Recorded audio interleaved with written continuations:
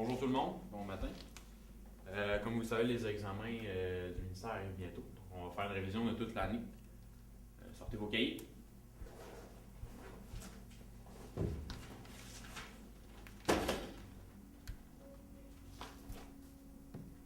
Donc,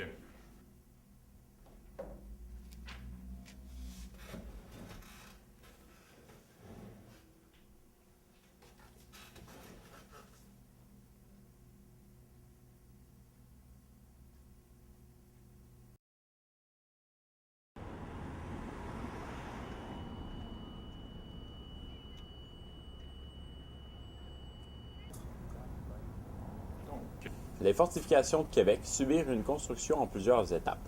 La première enceinte fut construite sur ordre de Louis de Buade afin de contrer l'amiral Phipps.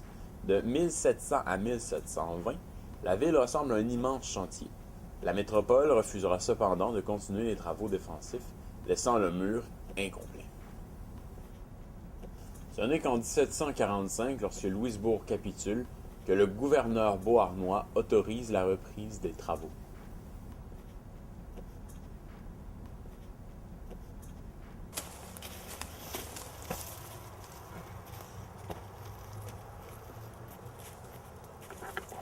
C'est en 1759 que le général britannique James Wolfe escalada le cap Diamant afin de conquérir Québec et qu'il combattit aux côtés de ses troupes les forces de la Nouvelle-France dirigées par Montcalm.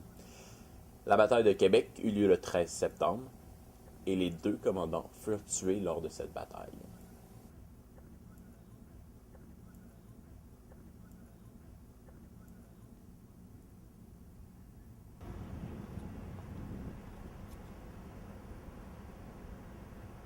Pierre Dugas-Demont sera l'organisateur de l'expédition au sud-est du Canada, aux côtés de l'explorateur Samuel de Champlain.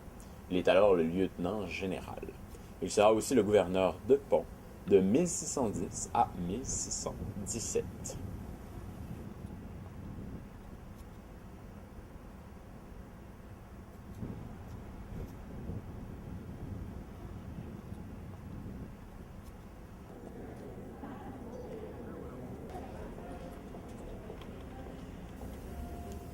Et c'est le 3 juillet 1608 que Samuel de Champlain fonda Québec.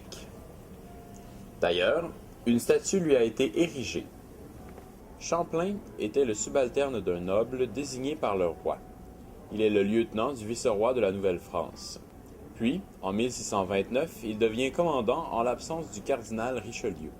Il rêve longtemps d'implanter une colonie. Mais tristement, ce n'est qu'en 1634 et 1635 que son rêve commence à prendre forme, dans les dernières années de sa vie.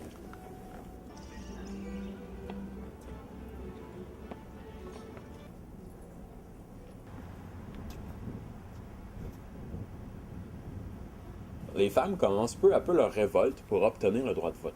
Après de nombreuses manifestations et un dur labeur, les suffragettes obtiennent finalement le droit de vote pour les femmes.